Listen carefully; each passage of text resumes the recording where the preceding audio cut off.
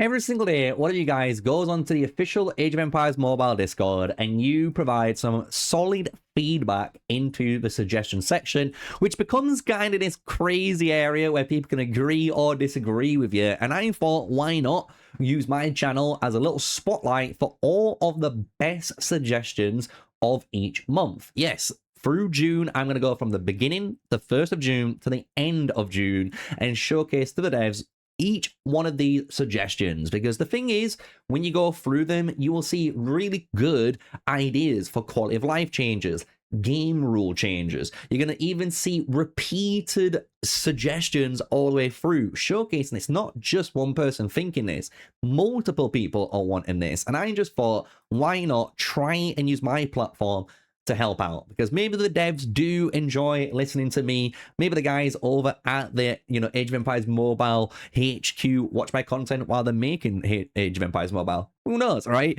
But hopefully this should give them a little bit more of an understanding, because some of these, like King Fromage's here, is a really solid suggestion, but it's not really giving the details that they need to give. So I thought, why not help you guys in doing that? So smash a like, comment, and subscribe. And with all of that said, check out the links and the description down below. If you want to purchase anything in-game, use my sponsored links, and it does support the channel directly. So I want to say a big thumbs up and a big thank you to the guys that already have been doing it, because you guys are absolute legends. So firstly, like I said, we will always cover from the 1st of each month and the first post. So if someone put something, a complete troll one, yes, I'm going to ignore it. But for July's, as you guess, no one will have known this yet. It probably might happen in August if it's going to happen. But I am going to go through each of these posts, and I'm going to go into even the in-game side of things so you guys can actually see where we're coming from, right? So the very first one says, "Dear Peter, they say teach a man how to fish and he'll never go hungry." Very clever, right? When I fish every day in my citadel, my troops are always going hungry. Please just increase the recovery and give us more healing speed ups. And the thing is, I kind of agree with this at a 50-50 state. That's why I kind of put my thumbs up here. And what I agree about this is I actually do think they need to give us more healing speed ups, because the thing is, if you give players more healing speed ups just passively for free in game, as you've guessed it, the more fighting that they can do. And that means technically the more troops that might die, which means the more troops that they need to retrain, which in turn does help the team and the developers in obviously making potentially some money, as people will say. But when it comes to the increased recovery, I actually disagree with this. That's just because when you go into the game, honestly, there is enough recovery in built in, right? I wasn't able to fight in this Mightiest Empire, but even that, it's a 65% recovery rate. When you compare this to any other game, generally, you don't get anything. If you play Rise of Kingdoms, if you play Call of Dragons, you name it. If you get zeroed, you get literally zeroed. You might only get like 20%, if that, of your troops back. So the fact that the game already gives you 65%, I actually think is fair. I actually think that part is, well, I actually think it's perfectly reasonable. But they are correct about the speed ups. So what we'll notice is myself, I've actually been saving up as many speed ups as I can for the future. So when I get my T8, I can actually really go quite hard with them. And you'll notice my healing speed ups is 61 days. This, like I would say, is probably an outlier. Like, I am an outlier. Many people do not have this amount of days. Most people have anything from like 5 days, maybe to 20 days at a push. And even then, when they go to war, they might actually just lose them all. Or what ends up happening is that they will drop down to, say, 10 days, and then they'll earn enough to go back up to 20 days. So they keep in this weird limbo. And as you've guessed it, they don't want to do that. They actually want to use all of their healing speed ups because they want to fight more often, which is fair play, right? The problem with that is, and where do you get them from, right? Where do you get them from? Well, a couple of months back, many of you guys actually suggested something which I 100% agreed with, and I'm waiting, I believe, for the devs to implement this, which is the military exercise. This one area has not been touched since the beginning of the game. It's 50 out of 50. Yes, we've got still a dynasty, which has the brand new version of this, but that's not what people are asking for. People are asking for this to be 100, maybe 200. I don't know. Just increase the amount of military exercise stages. This is because when you go into the store, 9 times out of 10, most people are buying all of the skill scrolls. This is in order to obviously level 5 their skills on their heroes.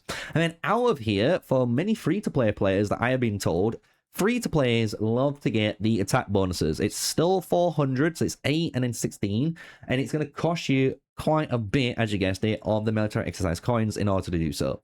The thing is, once you've got those, there's nothing else really that you're able to purchase. And I think the devs could take that one step further and allow people to actually get some more, which is either the research speedups, the healing speedups, as we've been talking about in this suggestional post, or obviously the trading speedups, right? It allows players to not just buy one thing in this store per week, because it is a kind of area where it has everything that people want. It just isn't friendly enough. Like, for example, 1,000 of this military exercise is for what? 100k times, that's 1 million. It's 1 million resources. I literally farm that so quick with my March. It doesn't even matter. So to me, the costs even for some of these need to be changed, right? Instead of being 1,000 here, this should be less than 400. Basically, the devs are saying that this one, just this one here, resource is worth 2,000, which is worth, what, 5 legendary skill scrolls? Nah, that's the other way around. And I'm not saying you should nerf the skill scroll costs. I think they're perfectly fine. What I think you should be doing in the game is adding more military exercise stages, just to allow people to go over here, claim their rewards once they've claimed them all, and then go to purchase what they need to purchase, right? And that is, I think, a very fair suggestion to the game, right? I think King Fromage here is spot on. I just think if you give people more healing speed-ups, the more fun they're going to have anyway, right? Because you're giving players more access to fighting. Because yes, they might have their troops in the hospital, but if they've got no speed ups and they're going to have to wait 1 day, 2 days, 3 days in order to get those fight back, they just become a spectator. And I can imagine the devs don't want that. They don't want everyone to become spectators and just watch the big boys fight. You want everyone to fight, right? And feel included in the gameplay. So I actually think King Fromage here is spot on, including the next one. And the next one has got even more to it compared to what the suggestion only shows, which is going to blow your guys' minds off. Ferocious, or I think it is Ferocious, I want to say, says we are getting now 4 of these. And what they're talking about is the new exploration event where you're able to get 4 of the Darius events. It goes, but they still last for 1.5 minutes. And he goes, this is unneeded pressure and very annoying. Cut the timer to a maximum of 30 minutes, or even better, just make it instantly, please. We have too much to deal with to add this annoying extra amount there. And you know what? He's bang on right. And I can actually take this a step further here, right? Because I'm actually on my 393 account here. So you can see here my 393 account. So I'm 31.8 million. I've actually not been able to play too much. As you guys know, I've been quite ill on my part. So I've just not had the ability to play 2 accounts. But what ends up happening, which people haven't known yet, is if you do not clear those different green explorations for your Darius, as you'll notice, you will get capped out. This caps out at 54 total green tokens. And the thing is, once that gets fully completed out, as you can see here, you don't get a refresh anymore. Literally, you do not get a refresh anymore.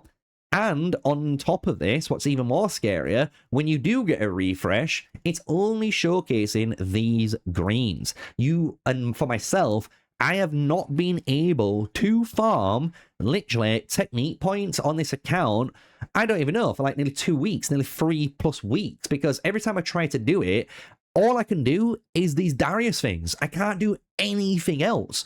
And I think that is a major issue. I should be able to complete all of the different events. These green events should not be taking the total maximum capacity of what events should be shown in. And that is a big problem. On top of it, I do agree with what the whole boy said. I think assigning these guys into here and making them do an hour and 30-minute wait is criminal. Most of the time, people are doing these dailies during the day or during their morning routine, right? So why not just make these green ones like a 10-minute timer? Because if I set all these free to go in 10 minutes time, once I've come out of here and I have done, for example, I don't know, I've killed some tribes, right? I've jumped out of my city, I've gone auto tribe mode, and I've killed some of these guys. Guess what? I can then come back and claim these within that next 10 minutes and do the next set, right? So it kind of falls in line with the game pacing and the natural kind of gameplay people do on a very daily basis. So I 100% agree with this statement here, because you can see on my account, it can go so drastic that some people can't even earn technique points because they haven't done any of their green things, because they're like, do you know what, I'm actually sick and tired of doing the greens, I'm just going to try and focus on these, and not realizing the greens stockpile up and lock them out from gaining technique points. So yeah, really big point here, and I agree with Ferocious, absolute banging point. Moving on, there is another one here. There's a serious problem, extremely unfair scoring system in a Stellar Dynasty.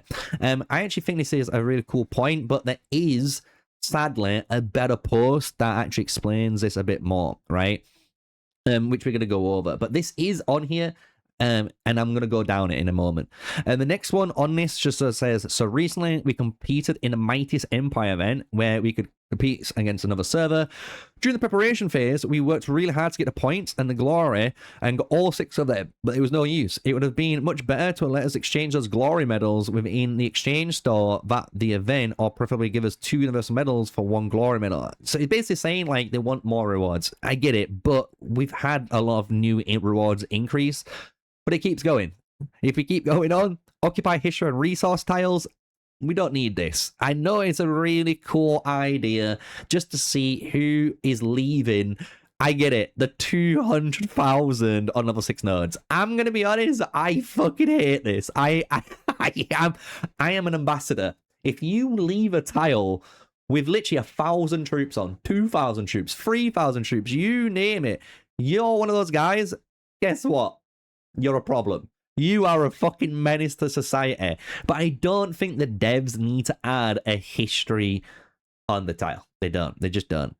And then keeping going down, there's the TPs are getting scarce, and I actually agree with this one too. I suggest that adding purple TPs to the Desolate Desert quests and 8-hour shields to the achievements.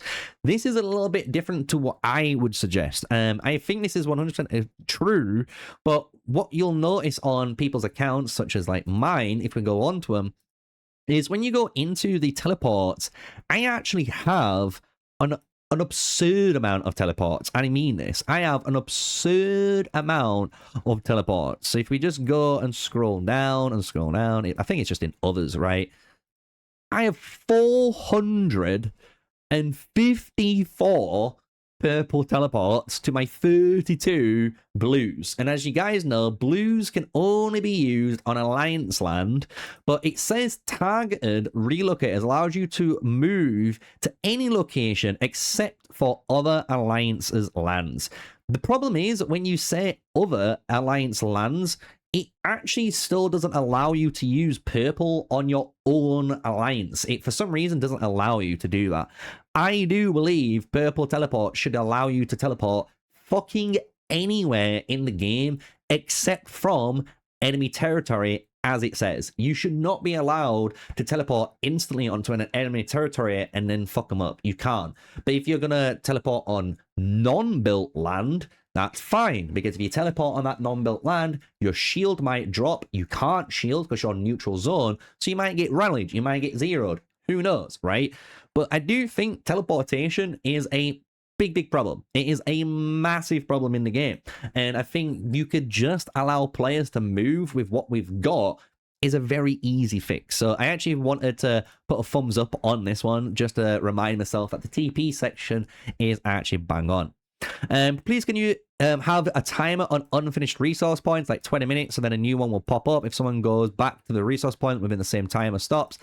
It's a cool one. It's basically if anyone hasn't finished the points regarding to the one above here, what we've talked about, if anyone hasn't finished it, it just basically lets that march come back and go out. I get it, but this is a lot of work, and at the end of the day, it shouldn't be up to you to clean up unfinished tiles. It shouldn't. And at the end of the day, people shouldn't be leaving unfinished tiles. In the early game, it's perfectly acceptable because you haven't got troops, you haven't got levels, you haven't got the troop capacity, right? You haven't got the pieces that you need in order to do this. But once you've done at least 2, I would say at least 2 KVKs, and you've been playing the game for a good 2, 3, maybe 4 months, guess what? You should not be leaving ever a tile from being maxed. And this is just something I think is true. So it's one of those things where I like the idea, I'm just not going to put it in. But now this is the comment that I wanted to bring in. So this is on the 2nd of June. This is the next day. And as you guys remembered, we are talking about up here and all these other areas, basically these events that need updating, such as Desolate Desert, Mightiest Empire, and so on. And Shing's actually put up a really good post, and I have to give him credit where credit's due because it is very good. It actually makes sense too for a lot of people, and let's just go for it. So it says, we have concerns on the winner takes all game rule, which is calculating the stellar points for Desolate Desert, which is very fair. We agree that Desolate Desert shall take a big part on the stellar, and everyone agrees on that. It's a 7-day 4-way KVK. Damn right that event should, you know, be the premium event for gaining points. We all agree with that, right? However, it is indeed the most effective event to gauge across all eras' strength. However, you can see, we see no problem to allocate 8,000 points in a stellar to DD. We have no issues with that. But this is when it gets really good. Given the strength of servers across different DDs is significantly different, the current point system may not effectively reflect the error status as it attempts to be. So let's optimize it, and we have the following suggestions.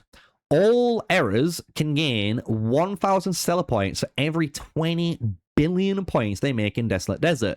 This is subject to a maximum of 6,000 points. So basically this is saying when you go into the game and you're in your Desolate Desert here, if we just, because I'm literally in one now, when you're in Desolate Desert, no matter what, these scores, so you can see already we're on 1.3 billion, Empire 27 is on 967 billion, and we've got 341 and 674, right? So we've got these numbers. What they're saying is if you take them numbers and use them, firstly, you can allocate some extra points that gives actually server activity more thumbs up, which is, I like this, right? The winner of the DD takes an extra 2,000 points, which is the same scale of the Mightiest Empire events.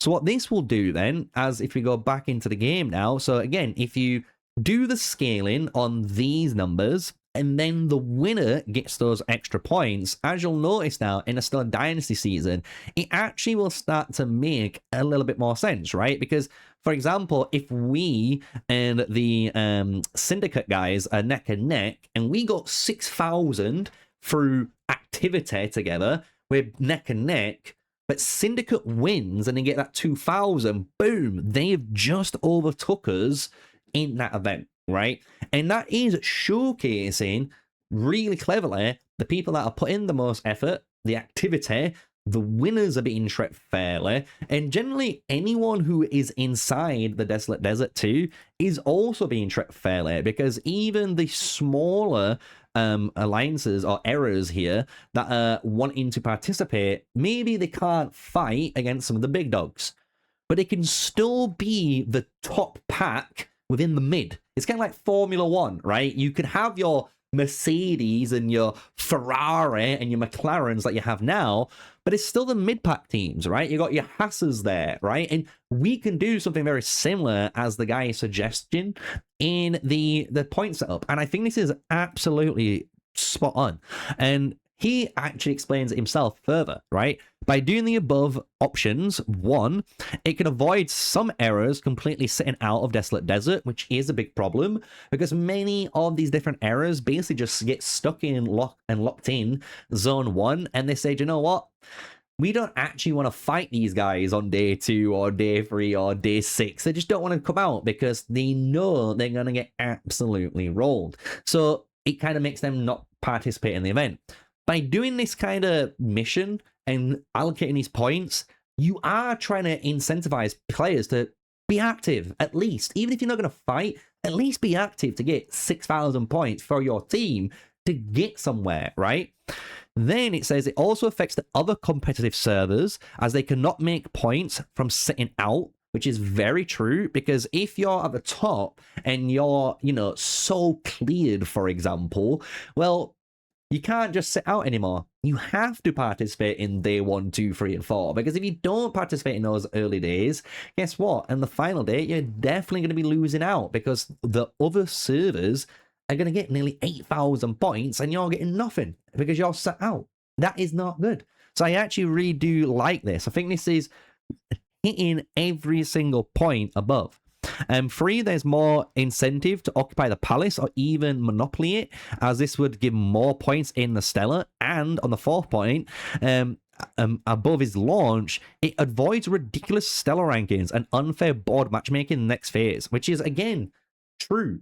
One of the big issues many people have in the game is with the Desolate Deserts and with all the different stuff at the moment, we've just entered Stellar Dynasty, which is very early days.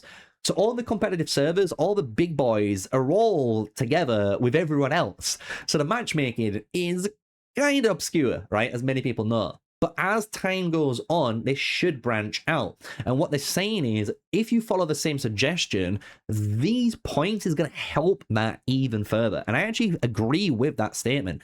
I do think it will help people much more, because if you did matchmaking based on the amount of points people earn in that dynasty season, it would make it look a lot more fair, right? Because as you could imagine, I'm not saying they would do it like this 100%, but if we went into game and we just showcased the Stellar Dynasty season off, you can see like we're 19, 91, and 10, and if you go into the all rankings here and so forth, right, you can see all of the top rankings, right? All of it. So one of those things is, well, if you're in this bracket, for example, like 1, 2, 3, 4, you're more likely to fight each other. Even the top 10, right? Anyone in the top 10 here are very inclined to fight each other. And that's what people are expecting because the points are so close. It's based on activity and based on actual participation, not just sitting out and getting free rewards as some people have been doing in the past. So I actually fully on board, and I hope the devs really do take into consideration this one. Out of all of the suggestions I'm going to talk about today, I hope the devs look at this one and actually add it in, because I think it is spot on. And guess what? 142 of us all agree. Moving on from here, there is some other cool stuff. This one I actually do like, even though it hasn't got too much of the stuff. Please provide general settings to change and select the indicated times. Most of us, if not all, employ as local time. So basically what they're saying is, in game, when you come out of any of these areas, you'll note at the top right corner here where it says 8:52, this is set to universal time zone, right? It's UTC. So right now, even in the UK, it's technically 9:53. It's not 8:53, right? Because of this, it is a little bit of a bummer on trying to figure out how these time events work. So what the guy is saying is, why not just go into settings, right? And in these settings, where there's like Google Translate for the translate engine, why not just have a mode which is set as a toggle, which is universal time zone or local time zone, because that means then no matter what, the game, all the game's different stuff, you know, that's set there will be changed into a time zone that's more reasonable, more understanding for players. Because at the end of the day, I know many people are there from America, from Asia, from Europe, and we're in multinational alliances, and they're like, okay, so if I'm UTC +5 and this is at this time, this means it's at what, 3 o'clock in the morning for me and stuff. Like it's too many extra steps when there doesn't need to be. So I'm not going to thumbs up this. I do think this just needs to be added in the game. It's a really good little quality of life change. So we're adding guides in there. Now, this is kind of cool. Farmer Bob SquarePants. Archers should fire first before any encounter. It is common sense that just as cavalry should be faster than those in foot in game. And I actually like this suggestion, and I'm not saying I like this suggestion for what it's saying. I actually like this suggestion for what it's proposing, right? For what it's proposing. And what it's proposing is when you look in game, again, for all of the different units, as many people know, cavalry, for example, are the fastest unit in the game. Right? They've got 90 speed. They move as fast as fuck, right? When you compare that to any of the other units in the game, they all have 75 range, which is fair play. They're not cavalry. Makes sense. When you compare it to stuff like the swordsman or the pikeman, you know, their stats are super high because they're these defensive units that are on foot, which makes sense. But when you look at the archer unit, as many people know, the archers are the highest attacking unit, but they don't really show it. And this is because in game, they just get absolutely nuked due to the way the combat works. What the guy is saying is, well, we're archers. Shouldn't archers be able to attack first? Because technically, if you're in a castle, you're on the tower, you're on the field, you fire first. And yes, it's the cavalry that can outrun the archers' arrows, but the swordsman and the pikemen can't. So why not allow archers to kind of attack first? Like, give them the actual ability to always have the first turn in action, dealing damage, dealing this, because they should be. And it's a very clever way of trying to improve the archer unit without actually changing the game design, which is giving them actual range, right? You're working within the confinements of what we've got, which is touch-to-touch combat, like Rise of Kingdoms, but you're giving the archers something to make them unique. And I think that's clever. And I think that is 100% something that you should do. You can look at other games, and I am going to be doing this in a future video, where you can see that each of these different units work a little bit different. Cavalry do move a little bit faster, but guess what? Some of the archers and the mages in certain games have ranged, but even though they've got range, there's a little bit of different characteristics to them. So I think what the guy's trying to get to here, Mr. Bob SquarePants, Mr. SpongeBob, is just to try and give the archer unit a bit of personality, a bit of a characteristic, and buff it up, because at the moment it isn't. It doesn't really have anything. It just doesn't. And it's kind of sad to see. So I actually like this for what it's trying to propose. Moving on, you've got Dear Catherine. I may have some suggestions regarding last season update. May you revert to the same amount of exploration quests previously before DD per like 6 events. Basically, they're just saying everything like we've talked about before. They would like to see some regression. I would not like to see this, I'm going to be honest, but I do like some of the other suggestions that they've got in here. Point 2 is a really good one. Please introduce a ring reset per season. That I think is perfectly fine. If we get a brand new ring reset every season, I actually think people would be happy. Not if it's just 1 or 2 or 3, I don't know, but I think just having that reoccurrence alone would make many people happy, because as many people know, in game they have bought signet rings, right? And it's one of them sad tropes where some of the signet rings that people have bought and people have invested in, such as like the what I would call like the Azure Moon as a prime example, even like the Lord of Eastern Heavens is another really good prime example, and so on, right? And even some of these epic rings like the seahorse and the shark that people might have randomly invested into is kind of making their accounts becomes much, much worse, and they really regret this decision. So having like a seasonal ring reset would be a really good way of having it. Not obviously having it every week or every month, but each season makes sense. And I think this would make actually the community very happy with what they've done. And they also said, please increase the recovery rate to 80% as T8 costly to rebuild and have more blue cards and assists to recover troops, blah, blah, blah. I understand what they're saying from here, but I actually don't think they need to increase the recovery rate from 65% to 80%. I actually don't. I actually think 65% is still fine. Maybe if you went to 75%, it could be an argument, but as we talked about earlier on in one of the earlier posts, I actually just think having more given healing speed ups and more technically training speed ups would be better, because you can just fight more often, heal more often, and actually enjoy the PvP more often. That's not what's being experienced at the moment. So like I said, I do like this comment. I don't like all of it, but I do really like this part. I think this part here is spot on. And you got tiara on your head, and I want to give tiara on your head, literally, of this video, the fucking crown. You, sir, are probably the smartest person I think I've seen so far in these suggestions. Why do I say that? It's because they are using the current systems in Age of Empires Mobile that we have access to actually provide something that we need. They're not trying to make the devs create a brand new structure. They're not trying to make the devs re-change the rules or anything. They are using something that's pre-existing. And they say, as players have been requesting additional research slots for a long time without much response, which is true, I'd like to suggest adding a research acceleration limited time assignment. And I actually think that is one of the smartest things in this entire suggestion post. I actually mean that. That is so fucking clever. You deserve to be part of the team.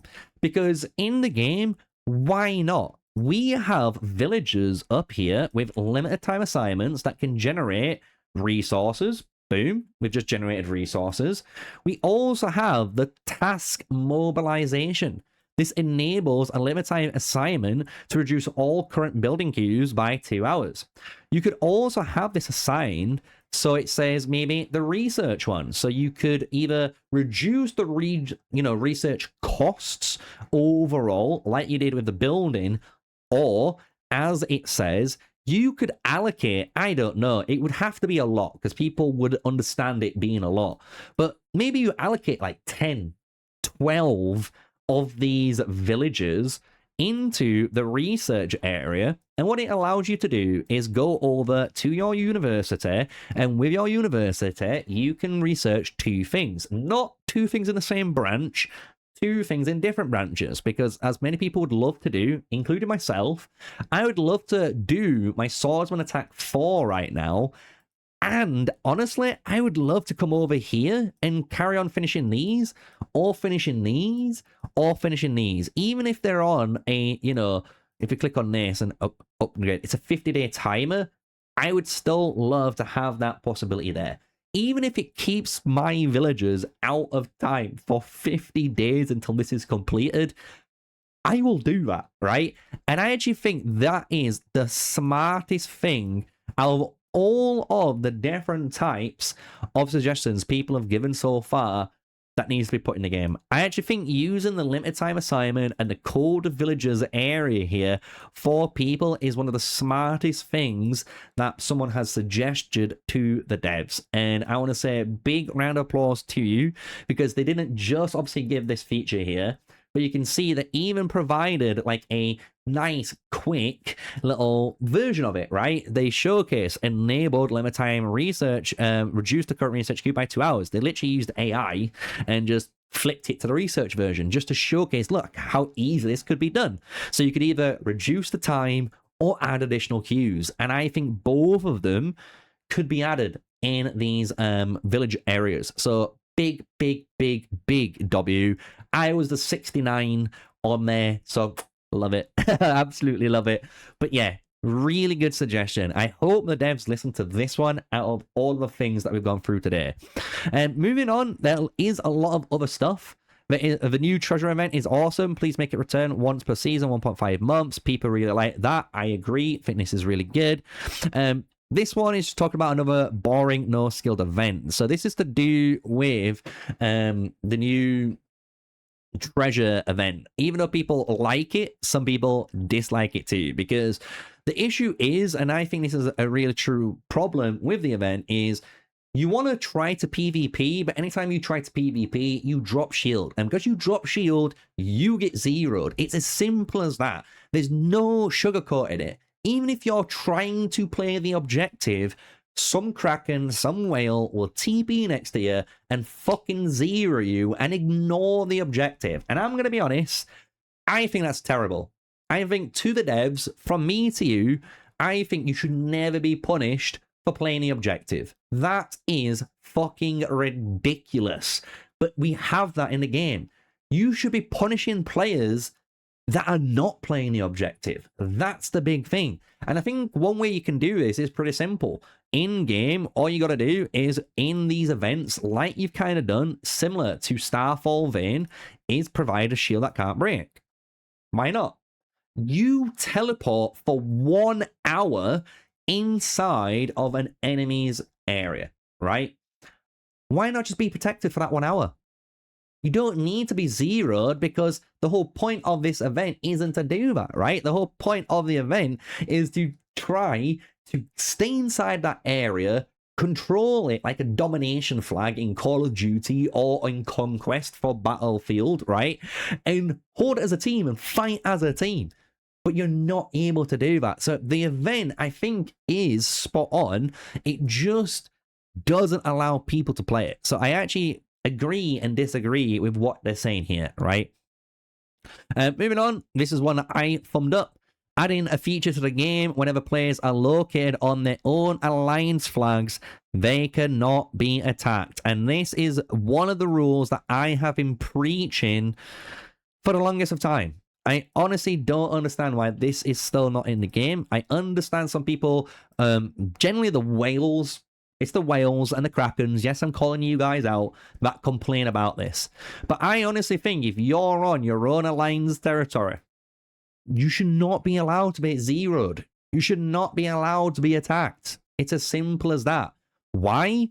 Because when you're in events like Desolate Desert here, it makes more sense, and it allows players to actually play the Desert event and Mightiest Empire and Golden Expedition and the new Behemoth Conquest event, right? All of them, it lets them play them properly. And that's because you're able to build flags into the Desolate Desert, right? And once you built those flags in the Desolate Desert, you're going to be able to then teleport and try to defend those flags. And that's what you want. You want to be able to go into this Desolate Desert here, and you want to be able to push, fight, and feel like a team when you're in here. The problem is, and I can showcase it even this week when I'm playing, when we relocate in here, the problem is all of our players that are inside are going to want to come out. And as soon as they want to come out and fight, they're going to be scared. Because if we drop a shield, just like I said before, someone's going to teleport next to me and delete me. That shouldn't be a part of the game. You should not be punished for playing the objectives. You should be punished for not playing the objectives. It's as simple as that. And for some reason, this game at the moment, it's reversed. So I actually 100% am on board. I do not care what anyone says. This rule here is going to allow players to enjoy Age of Empires Mobile more. I get it. You're a Kraken. You're a whale. You're going to comment down below, oh no, don't let everyone have shields all the time. Listen, bitch. Maybe you should use your noggin, actually work as a team, destroy your enemy's flag, and then get to rally them. Because the thing is, we already have the rule that if you're on neutral zone, you break shield. So as soon as you delete someone's flag in Desolate Desert, guess what? That shield of them instantly breaks, meaning they're instantly rallyable. And if they're not online and they're not prepared, guess what? They're going to get fucking killed. They're going to get rallied. And that does honestly make some really good competitive content and fun content too. People love that type of stuff. So I never understood this playstyle of allowing people to attack you on alliance territory. It just doesn't make sense. So I am 100% on board with this one.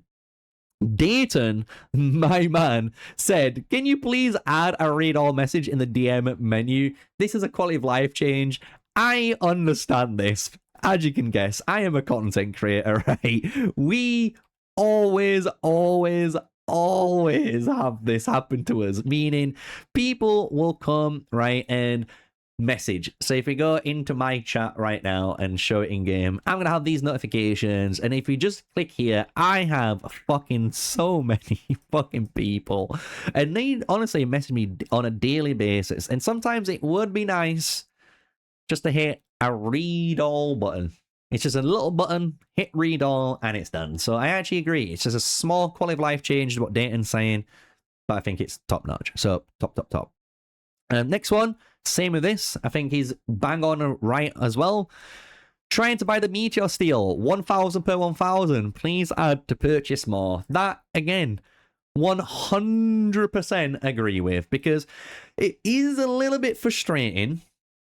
I'll be honest, it is very frustrating in game when you're trying to buy stuff. So if we just go onto my 393 account that we showcased very early on in the video, if you go into the store, even in like Island Tactics store, for example, I want to buy, right, 3,000 of this meteorite, but I've got to do it 1, again, 2, 3. And you got to think, each time I do that, that was 1, 2, 3. That's 3 clicks. 1, 2, 3. That's another 3 clicks. 1, 2. And it's just one of those things that's very mundane.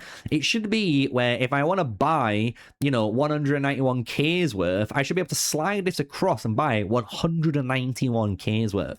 So again, just a small quality of life thing that Dayton is putting in there, but 100% on point. You should have these very small quality of life changes, which just speed up people out of menus. Because the more time people are spending in menus, that's the less time people are actually playing the gameplay. And people want to play the gameplay. That's what you should be wanting people to do. Because that means they're going to have fun. They're going to, have PvP. They're going to keep playing the game instead of just being in this weird spreadsheet database simulator, which is called the menu and the UI, right? So 100% bang on. And even again, like I said, Dayton went on an absolute rampage. So big shout out to one of the mods here.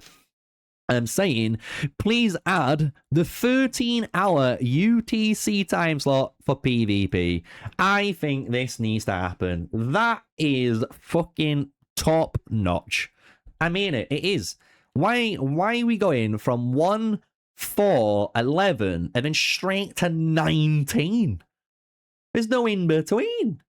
And there is an in-between everywhere else. And I actually think having this 13 UTC one, yes, it's not going to be perfect for everyone. That's not the point. It's meant to be there as an option for those in different areas of the world that it applies to. And yes, for me, it's a little bit of a cheat because this is my, full-time career. I do this as a job. So I would actually enjoy doing something at 13 UTC on a weekend. I really would. But it's not there as an option. So big shout out to Dayton here, doing honestly 1, 2, 3 honestly quality of life updates that I actually think needs to be added in the game. And look, this is only in the 3rd of June. That's what's even crazier. And what you'll notice now, when I start going through some of these, you'll notice they are repeating very similar things. Please make all in-game events active for all servers and keep them permanent and fixed. Currently, there are many events that are seasonal, meaning different events are only active during specific events. This is, again, basically people are saying they like things that are in the game, but you only let me play it one time. Why not just let me keep playing it? If you let me keep playing it, I'll enjoy your game. I agree with that. Moving on to the next one. When weather and day-night cycle is disabled, add an option to choose the desired fixed display, day or night, instead of the current always day, and select the weather, rain, snow, and change. So basically what he's saying is, if you want, even though there is a day and night cycle that changes, you know, you could toggle this off and on. Why not just do the same thing with the weather? Yes, the weather does impact the game. If people didn't know that, if you go into game and just check out, let me just relocate my actual city inside here. Oh, we need to recall all our troops. Maybe we can't do that yet. But we'll do that in a second for all of you guys. Stop screaming. Sneaky, get into the fucking DD. I know what you're all like. But what you guys know is when you go to the actual weather in the game, it does increase certain things, and even in the areas like marshes and depressions, it actually reduces marching speed and stuff. So there is these different terrains. I think what the guy is basically wanting to see though is more, even though the weather conditions could be applicable in game, he doesn't want to see them, because if he doesn't see them, it basically is less processing or graphic power that you need. So it just makes the game look a bit more simple for people to work through. Even though the gameplay is still going to be the same, it just makes it a little bit simple. So again, very, very easy. The next one, during the implementation of the adornment upgrade system, this is creating a severe burnout across players. And this is the one thing I 100% agree with. Adornments is one of these areas in the mount section that is fine, and at the same time, it just isn't, right? Because you get told the percentages of rolling up and down from the slot machine gambit, that is the RNG of upgrades. But at the same time, it doesn't feel like that, does it? So when we look at this, it says, look, the main issues. The iron scarcity. This is true. Raw and refined iron is too limited in the game. And they have been adding more little points into the game in order to get this. Like the new stores in the Dynasty season. Obviously, you can keep farming this in the not island tactics, but in the ship mode. I forgot what it's called now. The exploration ship mode, when we're just voyaging out there, right? Trading, there we go. So when we're trading inside the trade routes, there we go. Just looking in game, so I can remember what it's called. The Radiant Sea, there we go. Yes, you can get Radiant Sea that can give you sometimes, you know, resources, and then it gives you 4 raw iron, but it just isn't enough raw iron in the game, because the thing is, the raw iron, you need to spend it, and if you go down, you've literally just deleted like 150, 200, 300, whatever the cost was of that raw iron for nothing. And it always feels bad when it does it. The demotion risk. Losing progress or demoting attributes after weeks of farming is extremely toxic. And I agree. It really is. Like, people feel so demotivated to push adornments, and I am one of them, because it is one of them areas that you put your raw iron in and you'll see it go up, up, up, up, up, up. And then you're in the purple and it'll go up, up, up, up, down, down, up, down, up, up, down, down, down, up, down, down. And you're like, Jesus Christ, bro, like, why is it costing so much? And then you realize this is only purple. You've got your legendary to go, you got your mythic to go, and it's going to be even more ruthless.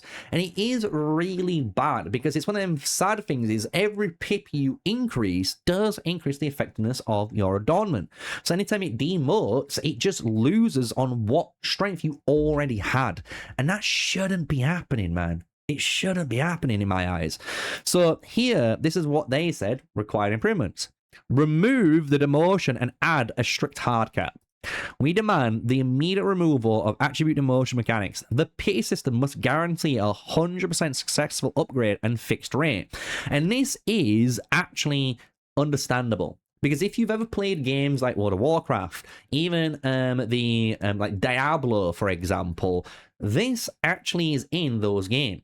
What he's talking about is, for example, let's just go to an adornment, right? Because it'll make much more sense when we go to an adornment, right? What you'll notice is the adornments have these percentages that go up and down when you work on them, right? So Let me actually go to my main heroes. There we are. So when we go to our main heroes and our horse and our dormant, you'll see that obviously to upgrade it on the attribute reroll here, that you have a 60% chance to go up, 30% chance to, for nothing, and a 10% chance to go down. And even now, if I just start to like re-roll this, we'll see what it looks like. Look, unchanged, didn't really get anything. Now I've gone up, which is really good. And then I've just gone straight back down. So this is what the guy is talking about. This feels terrible because I have honestly just been farming weeks in order just to get those couple of pips done, and then boom, I didn't get anywhere. So what he's saying is you should have the percent to go up and the percent to be unchanged. And the way it works is every time you don't get something unchanged, the pity increases. So no matter what, after basically like 30 of these or 40 of these, it is always guaranteed to go up. You're never going down. It's only up, up, up. And I think that is a much better and healthier approach. Is it still RNG? Yes, it is. It's still RNG at the end of the day. But at least it's a lot more fairer to the player, and it's not punishing the player for just doing what they're supposed to be doing, which is playing the game in the resources and investing it into their adornment. So I think this is literally smack bang on it, right? Protection items. Introduce easily farmable in-game items to lock and protect current attributes during the rerolling process. I agree. Why not? Increase iron sources. Add more daily and weekly avenues through PvE and alliance activities to obtain iron. Again, spot on. I think everything in this point is one of the big issues that I think does need addressing, and I hope that the devs go through.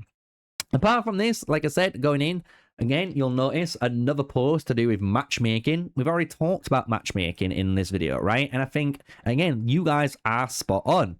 Why is no one talking about the decreased rewards in the Radiant Sea? We just kind of did in this suggestion that I just talked about. They need to increase the Radiant Sea rewards because it just isn't good enough, right? You want to have a good, healthy ecosystem, and it just doesn't feel like that.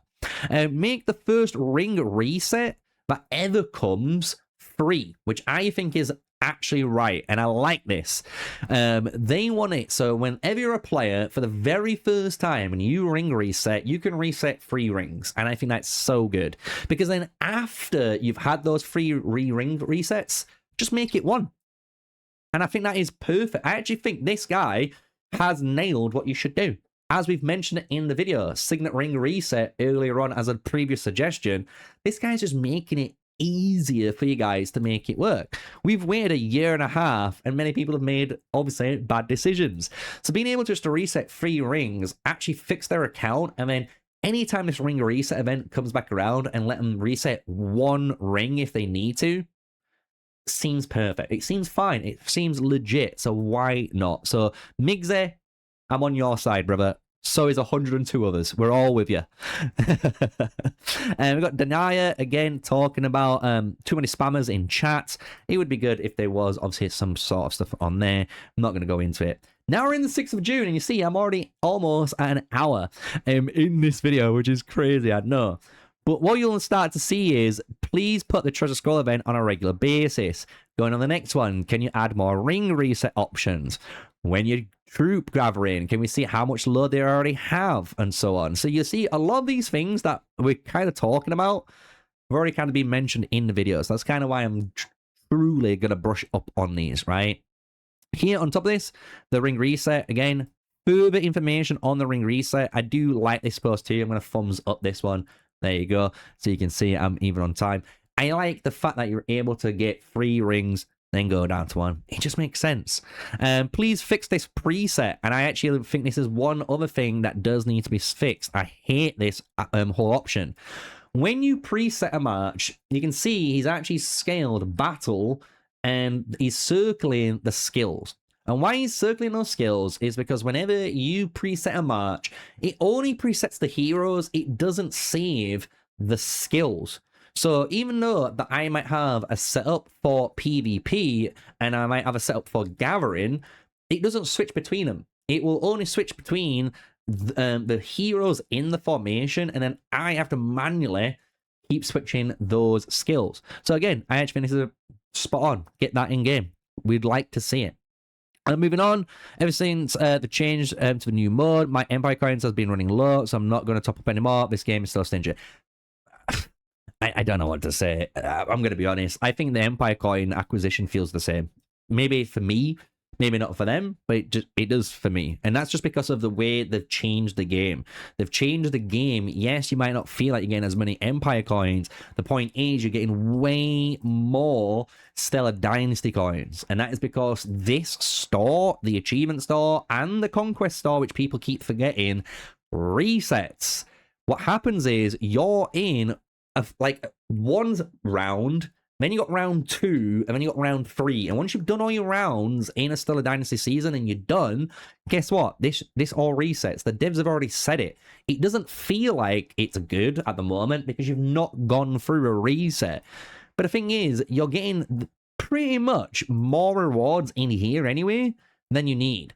I understand, though, that you guys want Empire coins, because with Empire coins, you can spin the wheels, right? You want to spin the Legendary Advent wheels, which is 100% right? It is. It's 100% right. But I personally, maybe it's just me, I haven't felt the Empire coin problem. Like, you can see, literally, I'm literally back up to 136k. Like, it's quite nice. If you're in a top tier kingdom, this generally doesn't feel like an issue, just from my point of view, right? Moving on. Going down. Troop auto return. The troop auto return even when disabled after a rally ends. The troops return to the citadel. It doesn't return after defeating common tribes, but returns after taking part in a rally.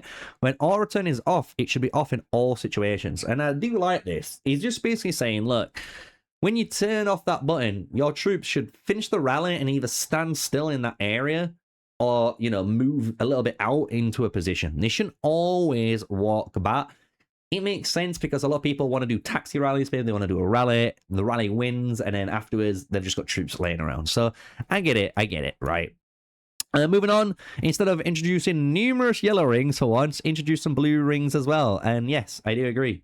I think we need more purple and blue rings, not just legendary rings. We've had, I don't even know now, 8 or 12 new legendary rings from the start of the game. I can't even remember how much we've had.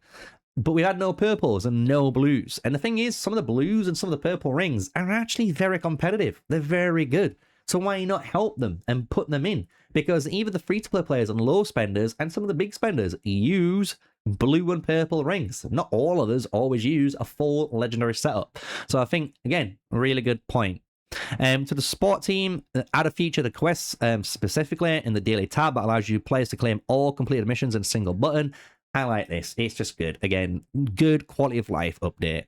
I'm in a silver range of 350 to 379, which is added to Stellar Dynasty midway through the season. It appears that there isn't any way for our server to unlock the entire Conquest Store as a result of this. I think there should be a remedy to this. This is something I'm not going to touch too much on, but I get what they're saying. They're hoping the devs can actually fix the problem that went in. This is very isolated. What I'm trying to purposely look for in today's video, as you've seen, is actual meaningful suggestions that people have been talking about in game, right? And want to play in game for everyone, not just for a small bracket of servers, right? Moving in, matchmaking shenanigans. We've already talked about matchmaking. Hopefully, it'll be really good if they upgrade this matchmaking. It's one of the big ones.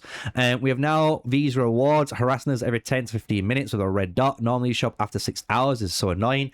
I agree. I would love if this was changed so it wasn't every fucking 15 minutes it popped up. Thumbs up. Scrolling down, matchmaking joke. Again, you can see people are upset about matchmaking. For some reason, some guy just went, hello devs. And I'm going to be honest, don't fucking do this. I'm going to be real. Like, even I'm going to put a big no. Like, this is just fucking stupid. Why? Like, literally, why? You know, matchmaking again is a joke in primordial conflict. You can see many people are not happy about this. This is time remaining, not spent. I like this too. It's very helpful to want to see them, a chance to reset medals on a hero. So this is one thing that we've not ever had before. We've had hero resets in the past. Hero resets only reset the skills and the levels of those heroes.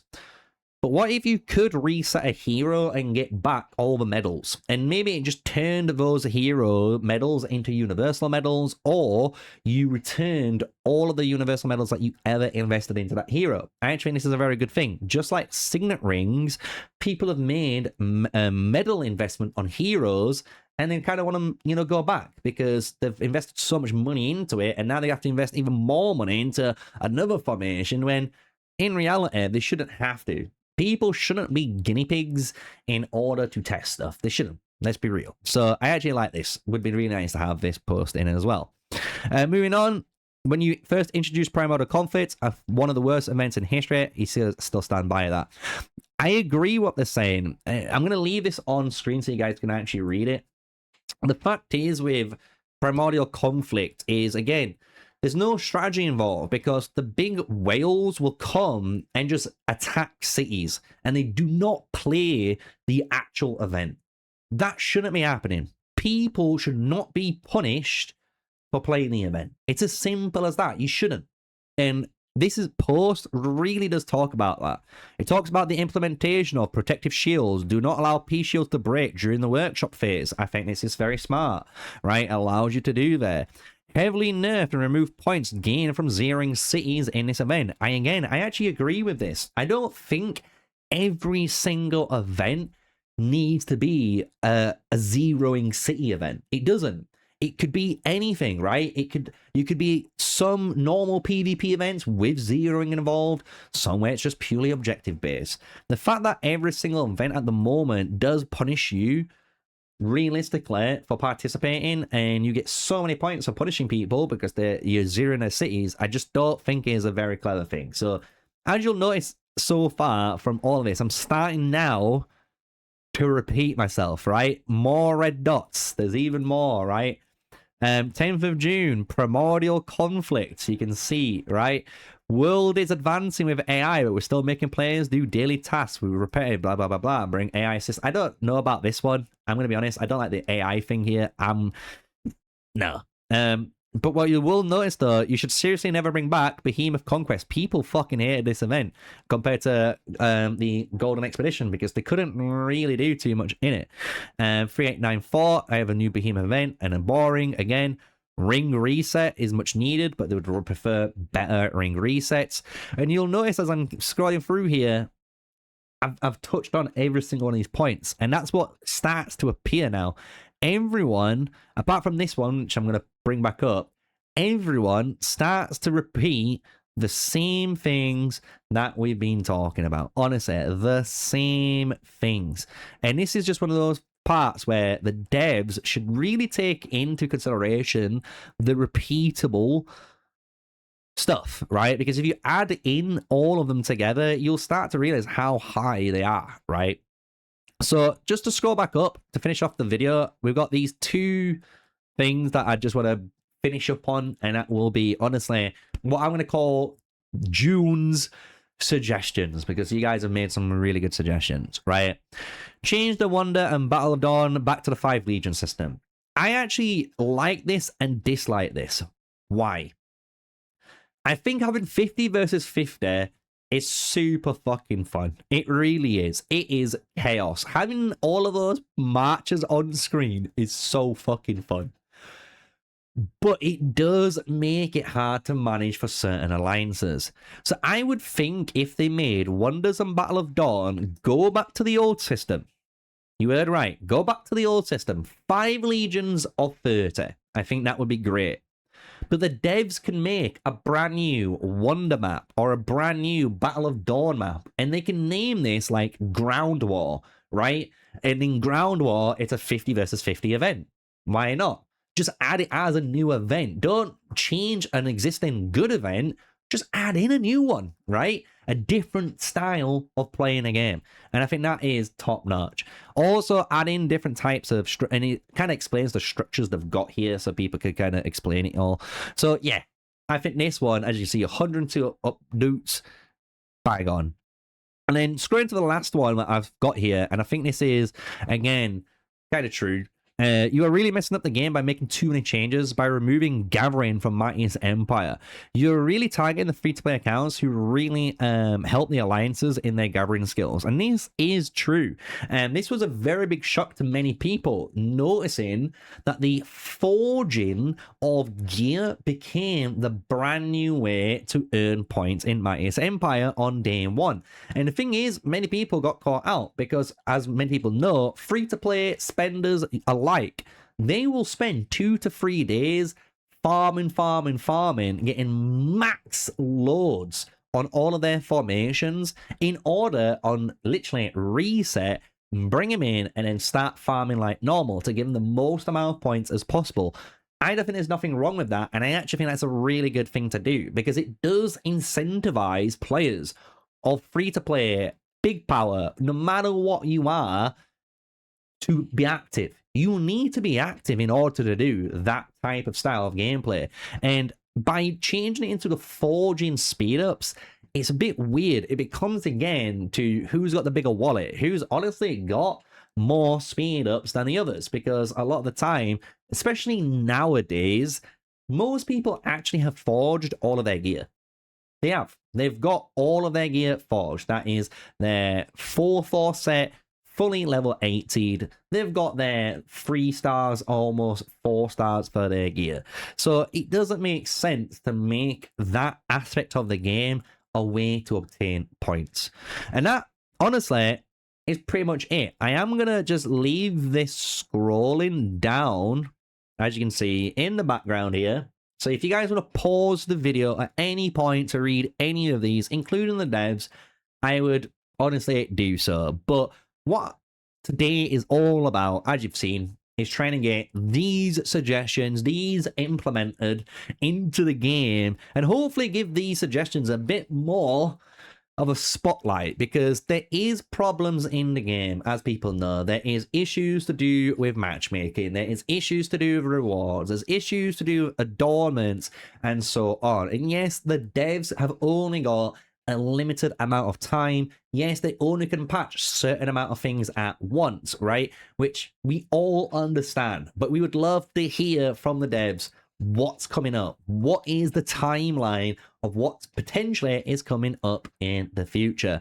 And hopefully with today's video, you guys have enjoyed it. If you got any suggestions, whack them down in the comment section down below, and hopefully the devs can see them there as well. And who knows, we might be able to get this implemented in game. So with all of that, let's get down to the very bottom now, because like I say, all of these are literally the exact same thing that we've had before in the suggestions above, but more up to date, bit more up to date, bit more clearer on their explorations down there. So really, really cool on here. So there we go.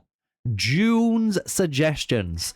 Let me know if you guys want to see this more often, if you want me to cover all of the Julys, if you want to cover Augusts, you name it, I'll keep doing it. But yeah, let me know, because this was a super fun video. I think a lot of people coming in with some very good ideas, like the villager management system as one of them, to really make Age of Empires Mobile great. Because that's what we all want to do. We want to make Age of Empires Mobile a great game to play at the end of the day. So with that, you know what to do. Smash like, comment, and subscribe. Until the next one, stay safe, stay sneaky. Peace out.